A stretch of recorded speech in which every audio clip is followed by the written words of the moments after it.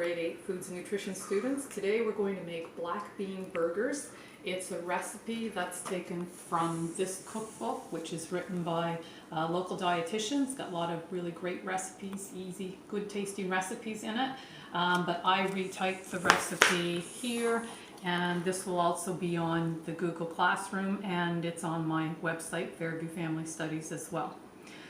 Okay, so to start off, you take a can of black beans and you're just going to open the can, dump them in a colander, rinse them off, and make sure you rinse them well, especially if there's a lot of salt in them. You want to make sure that you rinse that off. And then you're just going to dump it into a bowl. And a flat bottomed bowl works well because you're going to then take a potato masher and mash them all up. Okay, so just mash it firmly until you've got a few crumbs, but not too many. While I'm doing that, we'll look at the can and see why these are a really good healthy option. If you remember when we were looking at the nutrition facts table, anything over 15% is high in that nutrient. So this can of black beans, it's 18% for fiber. It's got 7 grams of protein, which is also good, and it's low in the things that you don't want to be high, like the saturated fat. And in this particular case, this can of beans has 0 sodium in it. That's actually a little unusual. Often canned things are quite high in sodium. So if yours are higher than that, then just by rinsing them, like I did in the beginning with my can, will make it so that you get rid of some of that sodium. Okay, so you can see that I've got them pretty well mashed up here. You're still going to see some beans, but it's going to be fairly mashed up. Okay, so after that, the next thing you put in is an egg. So I've got my egg right here. I'm just going to crack an egg in it. And then you have some grated onions. So it said half a small red onion, so I just grated it on this side. If you don't have red onion, that's fine. Just put in any onion you have. If you don't like onion, you don't necessarily have to put in any. But when you grate it, it does get quite moist, so your burgers might not stay together as well if you didn't have that in there. So you might have to add a little more moisture and something else. Okay, and then you have 2 garlics, cloves, cut up. So I've already minced most of mine, but just to show you, I sliced it, and then you can take it and you can slice across that. Keep your fingers curled back from your knife and just go across it in that direction, and then you're going to turn it, and again, keep your fingers curled back and just go across it that way. If you have a garlic press, you could also use that. Okay, so that's my garlic all minced up, so we're going to add that in. And then you have half a cup of dried breadcrumbs. And then there's a tablespoon of chili powder and a teaspoon of cumin. So you're just going to put all that in. And then you just mix all of that together. So I find a fork works quite well to do that mixing.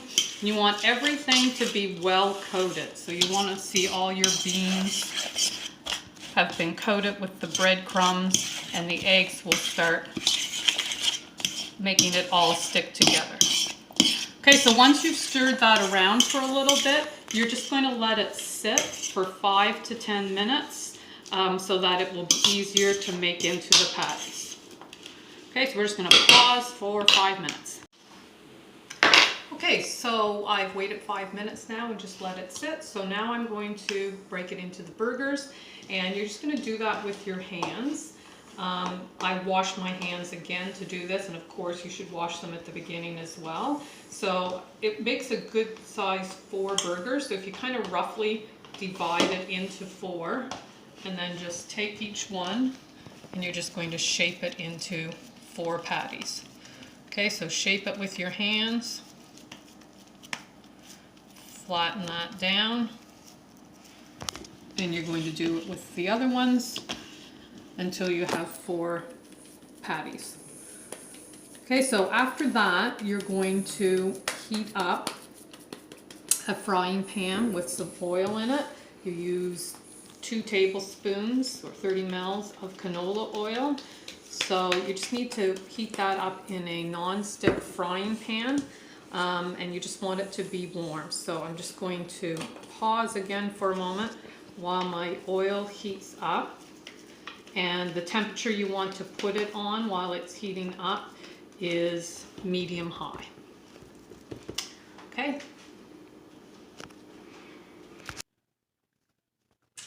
Okay, so I set my temperature to medium-high, and I just waited until when I put my hand above the oil, I can feel that there's heat there and it's warm. So now I'm going to put the burgers in.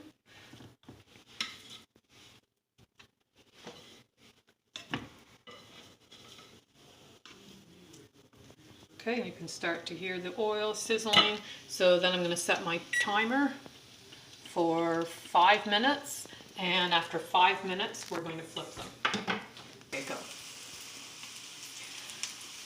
Okay, so now the timer's gone off, so I'm just going to flip them.